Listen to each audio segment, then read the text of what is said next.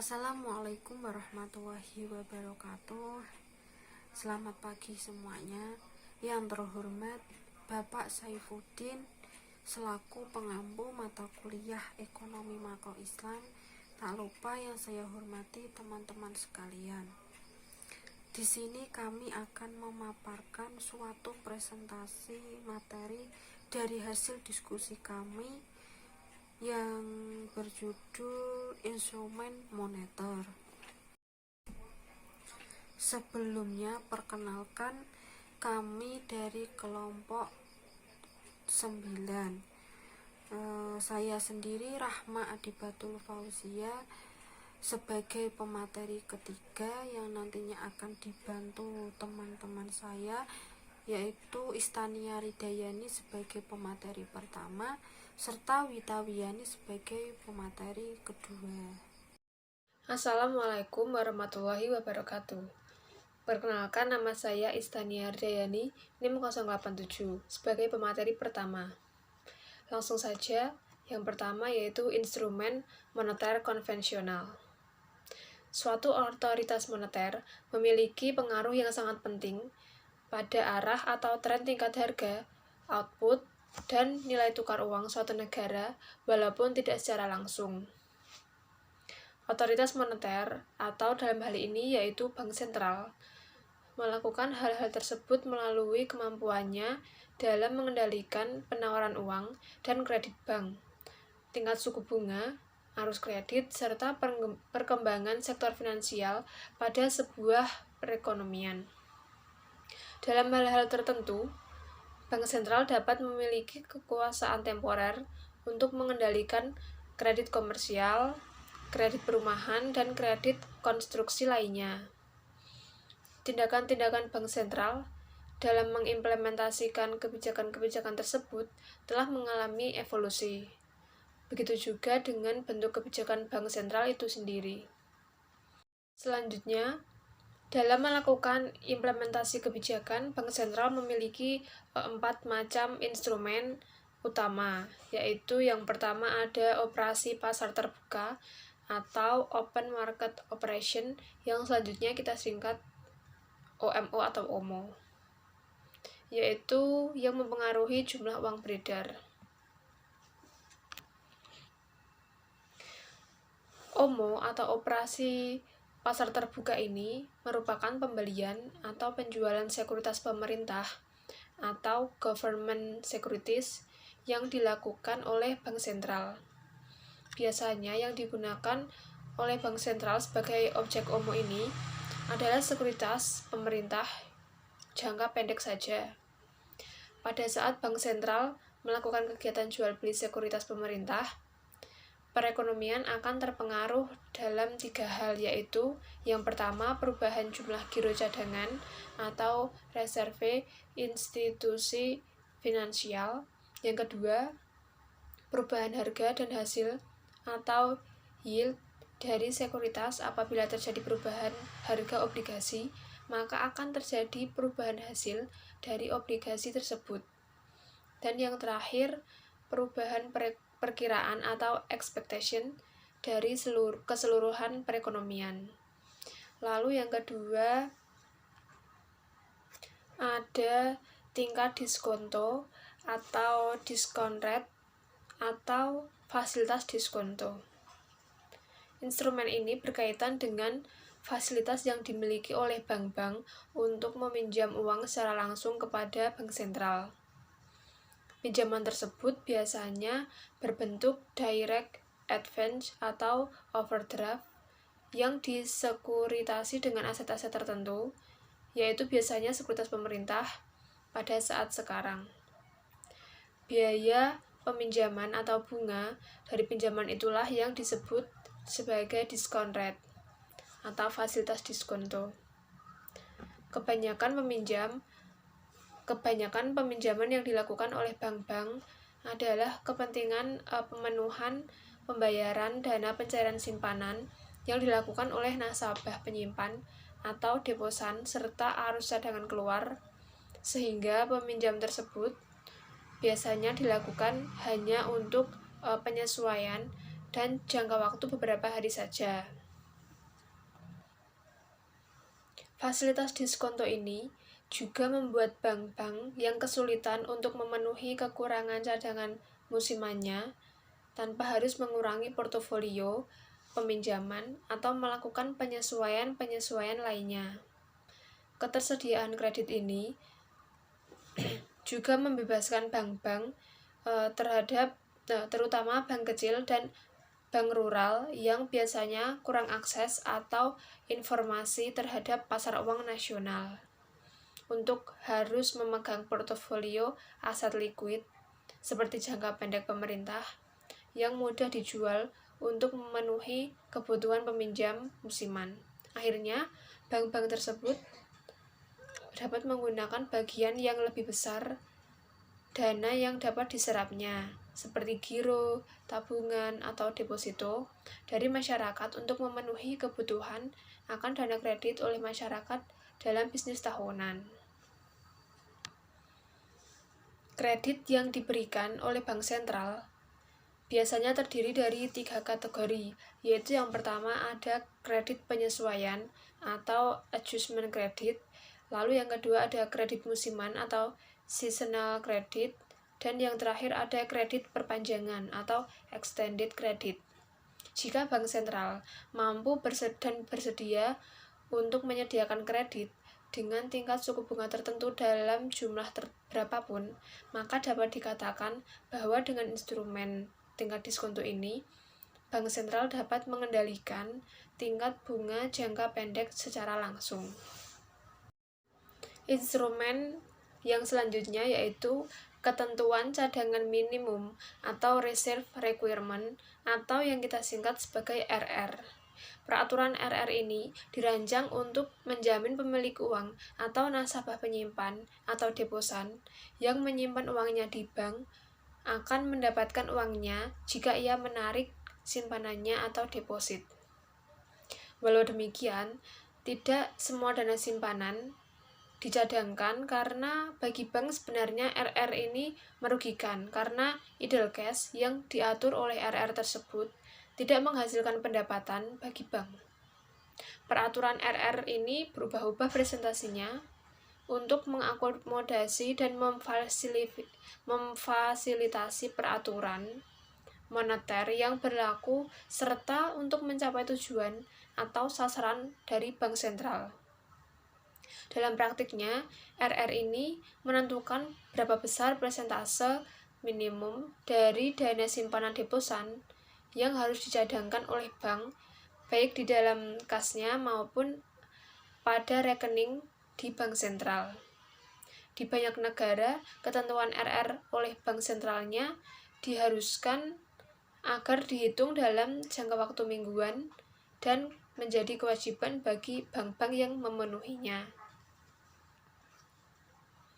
Lalu yang terakhir, instrumen yang terakhir yaitu himbauan moral atau moral suasion. Selain instrumen-instrumen di atas, bank sentral juga dapat melakukan imbauan kepada bank-bank untuk melakukan kebijakan tertentu. Imbauan ini bersifat tidak mengikat, tetapi sebagai lembaga yang kredibel, imbauan bank sentral biasanya memiliki dampak yang cukup efektif dalam kebijakan moneter. Bank sentral menggunakan pengaruhnya untuk mendorong industri finansial agar cenderung berpihak kepada kepentingan publik, biasanya menggunakan himbauan moral untuk meyakinkan para bankir atau serta manajer senior institusi-institusi finansial agar lebih memperhatikan kepentingan jangka panjang daripada jangka pendek. Dalam praktiknya, himbauan moral dapat ditransformasikan menjadi suatu instrumen yang sangat hebat, yaitu apabila bank sentral mengumumkan bahwa bank sentral akan mencatat institusi-institusi mana saja yang bekerja sama dan mana yang tidak meminjamkan pada discount window. Lebih dari itu, karena bank sentral dapat melarang penggabungan atau merger bank-bank, bank sentral mempunyai kekuasaan untuk menggunakan himbauan moral untuk mencapai sasaran-sasaran dari kebijakan moneter. Instrumen moneter Islam. Ada 3 mazhab yang membahas tentang instrumen moneter Islam, yaitu yang pertama mazhab Istighaduna, yang kedua mazhab mainstream, yang ketiga mazhab alternatif. Mazhab pertama yaitu mazhab Istighaduna. Pada masa awal Islam dapat dikatakan bahwa tidak ada diperlukan suatu kebijakan moneter, dikarenakan hampir tidak adanya sistem perbankan dan minimnya penggunaan uang. Jadi tidak ada alasan yang memadai untuk melakukan perubahan-perubahan terhadap penawaran uang melalui kebijakan diskresioner. Selain itu, kredit tidak memiliki peran dalam penciptaan uang, karena kredit hanya digunakan di antara para pedagang saja. Mazhab yang kedua yaitu mazhab mainstream. Tujuan kebijakan moneter yang diperlakukan oleh pemerintah adalah maksimasi sumber daya atau research yang ada agar dapat dialokasikan pada kegiatan pertanian yang produktif.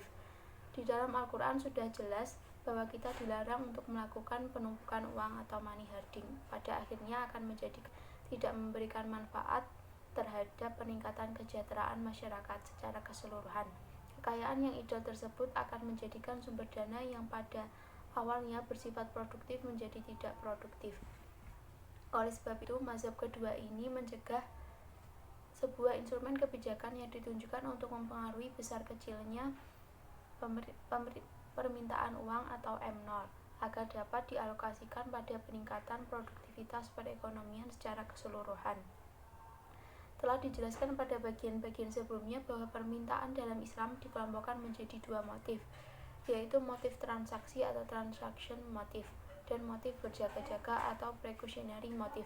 Semakin banyak uang yang idle, maka berarti permintaan uang untuk berjaga-jaga atau M0 semakin besar, sedangkan semakin tinggi pajak yang dikenakan terhadap uang yang idle berbanding terbalik dengan permintaan uang untuk berjaga-jaga atau dose of idle adalah instrumen kebijakan yang dikenakan pada semua aset produktif yang idle. Pada permintaan uang untuk berjaga-jaga meningkat, maka usaha yang dilakukan oleh pemerintah untuk mengembalikan permintaan uang atau M0 pada titik keseimbangan atau equilibrium adalah dengan cara meningkatkan dose of idle pound. Semakin tinggi idle of dose pound yang dikenalkan pada uang terhadap idle akan menyebabkan masyarakat enggan untuk menyimpan uang idle tersebut. Konsekuensinya, masyarakat yang mempunyai uang idle akan secara sukarela enggan untuk tetap menyimpan uang yang idle tersebut. Konsekuensinya, masyarakat yang mempunyai uang idle akan secara sukarela mengalokasikannya pada investasi yang sifatnya produktif. Instrumen dose of idle pound juga dapat digunakan untuk mempengaruhi permintaan agregatif atau AD. Kebijakan yang ditunjukkan pada peningkatan permintaan agregatif AD untuk mendorong laju pertumbuhan pendapatan nasional dapat dilakukan dengan cara meningkatkan dose of idle pound. Peningkatan dose of idle pound akan mengalihkan permintaan uang yang seandainya ditunjukkan untuk penimbunan uang atau aset yang produktif kepada tujuan penggunaan yang akan meningkatkan produktivitas uang tersebut di. Mazhab yang ketiga yaitu mazhab alternatif. Mazhab ketiga ini sangat banyak dipengaruhi oleh pemikiran-pemikiran ilmiah dari Dr. M.A. Choudhury. Sistem yang kebijakan moneternya yang dianjurkan oleh mazhab ini adalah shuratic process, yaitu di mana suatu kebijakan yang diambil oleh otoritas moneter ada warah sebelumnya dengan otoritas sektoril. Jadi keputusan-keputusan kebijakan moneter yang kemudian dituangkan dalam bentuk instrumenter biasanya adalah harmonisasi dengan kebijakan-kebijakan di sektoril. Menurut pemikiran yang ada pada mazhab ini, kebijakan moneter itu adalah repeated games in game theory, di mana bentuk kurva penawaran dan permintaan uang adalah seperti tambang yang melilit dan berslope. Sebagai akibat dari knowledge induced process dan information sharing yang amat baik. Pada mazhab alternatif ini mengatakan bahwa keseimbangan yang terjadi di sektor moneter adalah devariansi dari keseimbangan yang terjadi di sektoril, ditambah pula dengan kebijakan sektor moneter adalah harmonisasi dengan kebijakan di sektoril. Pada grafik ada 2 gambar, yaitu yang pertama pergeseran permintaan agregatif dan penawaran agregatif AD dan AS, dan yang kedua ada pergerakan penawaran uang M0 dan permintaan uang MS. Jadi pergeseran dan pergerakan permintaan agregatif AD negatif AS akan meningkatkan dan menggerakkan pergeseran permintaan uang M0, yang kemudian akan ditindaklanjuti kebijakan moneter yang diimplementasikan dengan instrumen-instrumen moneter sehingga terjadi pergeseran dan pergerakan penawaran uang M0. Hal ini jika dilihat dari teori konvensionalnya adalah apa yang dinamakan dengan dynamic equilibrium. Contoh dari proses di atas adalah jika terjadi permintaan agregatif pada ilustrasi dari AD1 ke AD2 sebagai akibat dari peningkatan pada tingkat konsumsi atau net export pada tingkat investasi atau tingkat pembelanjaan pemerintah, maka akan terjadi kenaikan permintaan uang pada gambar dari M01 ke M02 di pasar uang. Respon bank sentral sebagai otoritas moneter sesuai dengan mazhab ini, di mana otoritas moneter hanya mengeluarkan kebijakan yang harmonis dengan kondisi sektoril, adalah tingkatkan penawaran uang pada ilustrasi dari M3 ke MS1 ke MS2. Jika kemudian terjadi lagi peningkatan permintaan uang, maka otoritas moneter akan merespon dengan hal yang sama, yaitu meningkatkan lagi penawaran uang ke MS. Harmonisasi antara sektoril dan sektor moneter yang kemudian menurut M.A. Kodori akan menghasilkan suatu kurva panjang dari MS dan M0 yang berbentuk seperti jalinan tambang yang harmonis dengan pendapatan nasional. Dari keterangan-keterangan di atas dapat kita lihat bahwa sistem moneter Islam yang di breakdown sehingga ke instrumen moneter menunjukkan konsistennya dalam meningkatkan kesejahteraan masyarakat. Pada umumnya tidak diskriminatif atau satu pihak.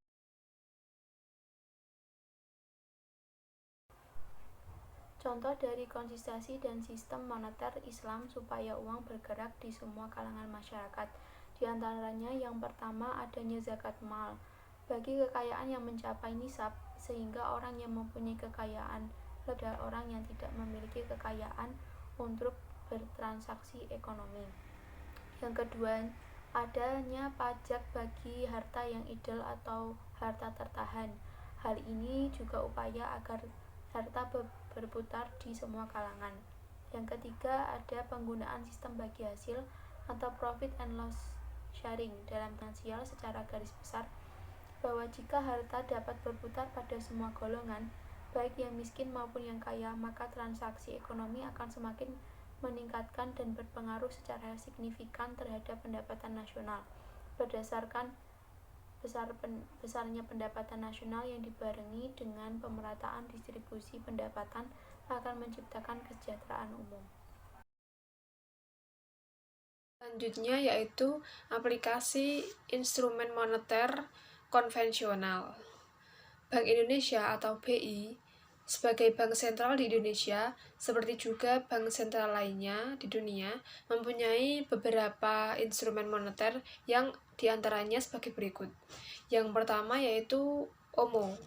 Melalui jual beli sertifikat Bank Indonesia atau SBI di pasar uang, yang saat ini tingkat suku bunga SBI yaitu sebesar 17,58%.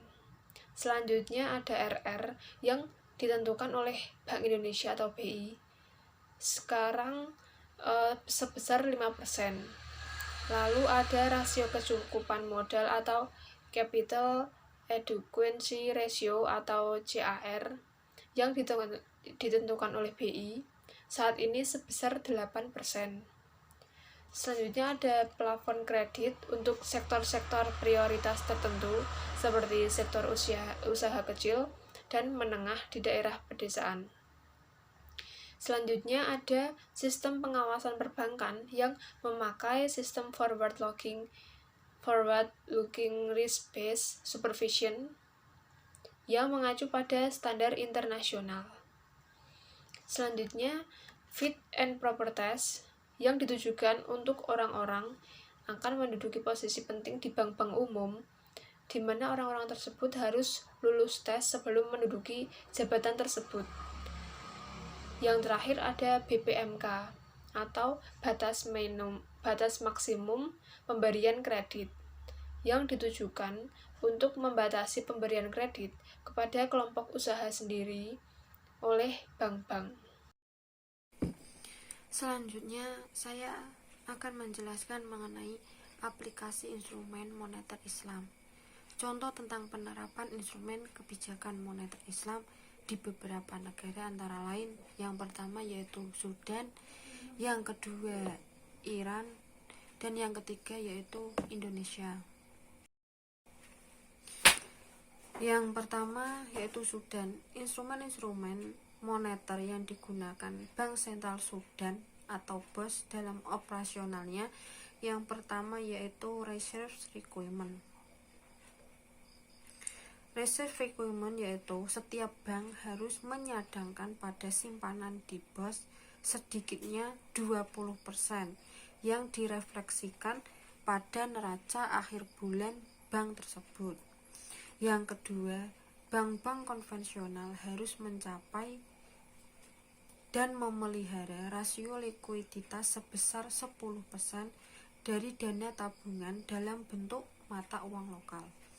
Yang ketiga, plafon kredit untuk sektor-sektor prioritas tertentu seperti pertanian, ekspor, perindustrian, pertambangan dan energi, transportasi dan pergudangan, profesional, pengrajin, dan bisnis keluarga ukuran kecil, perumahan rakyat, dan investasi pada pasar saham semi kortaum, di mana minimum 90% dari dana kredit bank harus dialokasikan pada sektor non-prioritas, termasuk perdagangan domestik dan jasa yang tidak berhubungan dengan sektor prioritas. Yang keempat, margin keuntungan minimum murabahah 10% sampai 50%. Yang kelima, penyertaan minimum nasabah untuk perjanjian masyarakat sebagai alat untuk mengatur jumlah ketersediaan sumber daya untuk kredit. Keenam, aturan kredit kualitatif dan kuantitatif seperti A. Minimum 50% dari kredit diberikan kepada daerah rural. Yang B. Kredit tidak diberikan kepada orang atau institusi yang gagal sebelumnya. Yang C. Seluruh kredit harus dipastikan memenuhi ketentuan syariah. Yang keenam, foreign exchange operation sebagai alat BOS untuk menjaga stabilitas nilai tukar uang, bukan untuk fungsi contoh kontrol likuiditas. Yang kedelapan, open market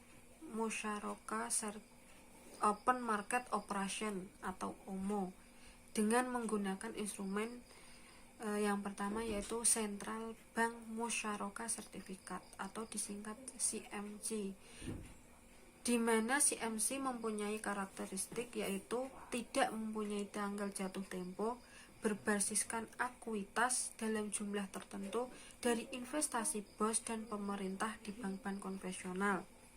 Yang kedua yaitu Government Musyarakah Sertifikat atau GMC, yaitu instrumen yang memungkinkan pemerintah untuk melakukan pengumpulan dana melalui penerbitan sekuritas.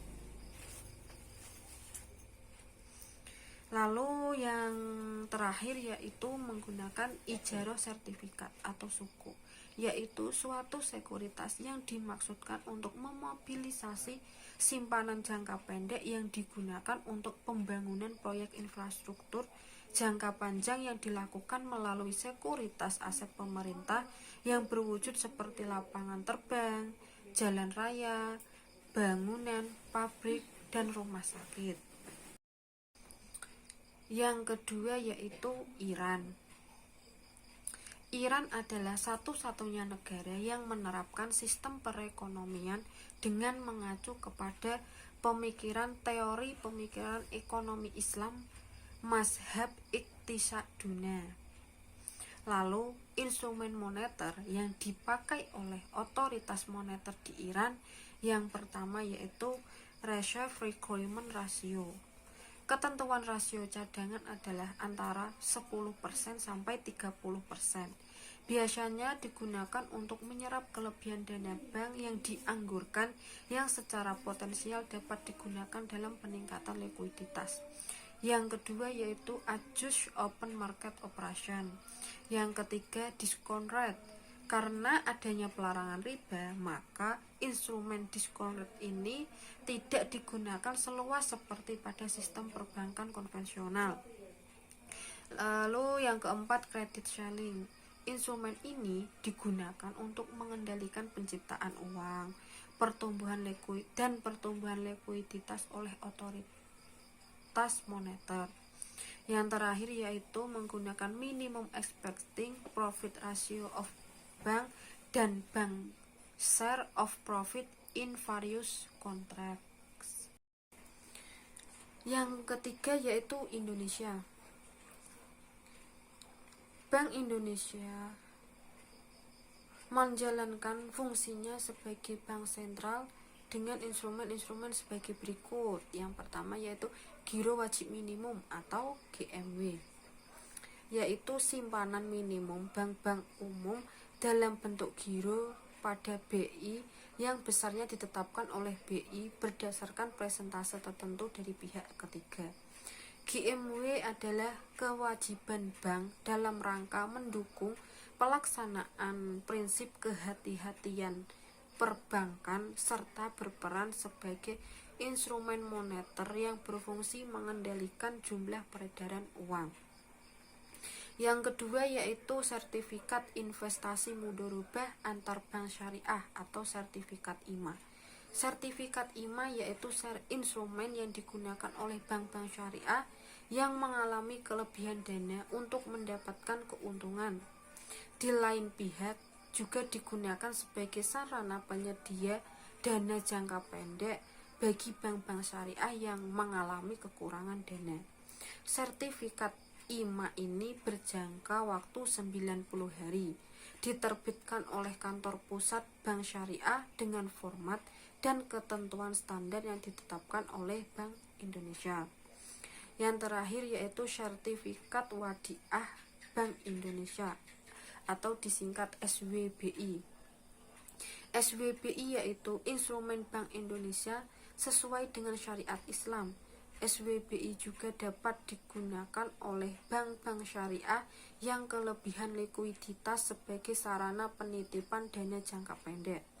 Dalam operasionalnya, SWBI mempunyai nilai nominal minimum 500 juta dengan jangka waktu dinyatakan dalam hari.